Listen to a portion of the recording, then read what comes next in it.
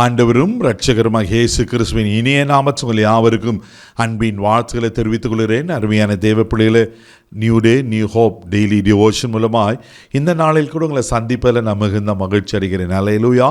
இன்றைக்கு கூட கர்த்தர் நமக்கு கொடுக்கிற வார்த்தை என்ன?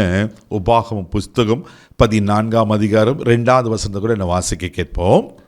நீங்கள் உங்கள் தேவனாகிய கர்த்தருக்கு பரிசுத்தமான ஜனங்கள், பூமியின் மீதெங்கும் உள்ள எல்லா ஜனங்களிலும் உங்களையே கர்த்தர் தமக்கு சொந்த ஜனங்களாய் இருக்க தெரிந்து கொண்டார். ஹல்லேலூயா, ஹல்லேலூயா. எவ்வளோ பெரிய பாக்கியம் பார்த்தீங்களா?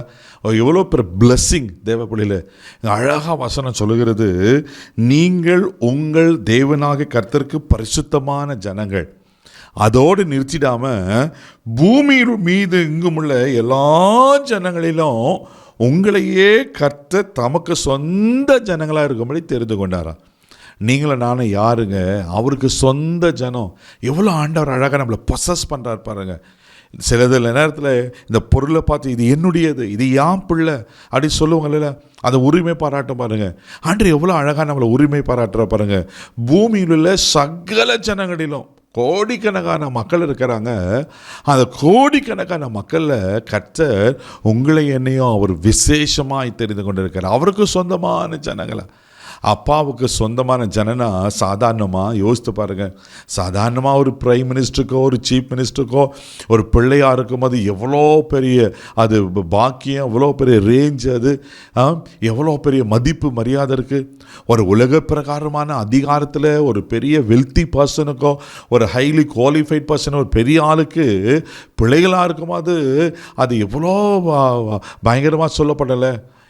அண்ட சராசனையும் படைத்த ஹல்லேலூயா வானவருக்கு சிங்காசனமாக, பூமி அவருக்கு பாதப்படி. ஆமாம், அவ்வளோ பெரிய ஆண்டவருக்கு நீங்களான பிள்ளையாக இருந்து சொந்த ஜனமாக இருக்கிறன்னா இதோட உலகத்தில் பாக்கியம் வேறு என்னங்க வேணும்?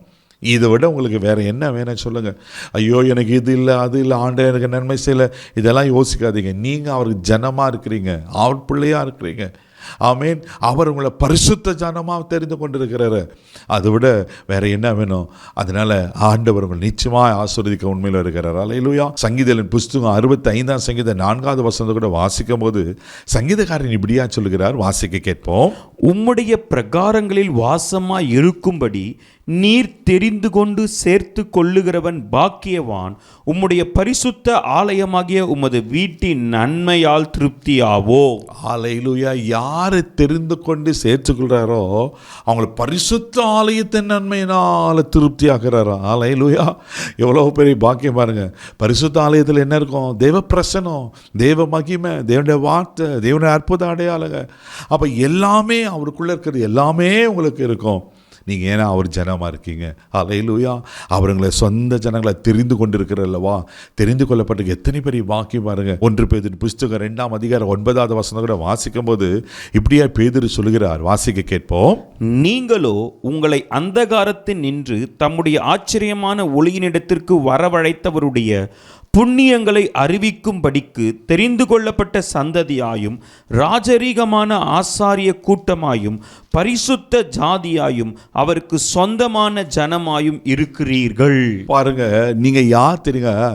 தெரிந்து கொள்ளப்பட்டவர்களை கர்த்தர் எப்படி வச்சுக்கிறார்? அந்த காலத்திலிருந்து ஆமென் ஆச்சரியமான ஒளி கலைத்து அதை புண்ணியங்களை அறிவிக்கத்தக்க தெரிந்து கொள்ளப்பட்ட சந்ததியா.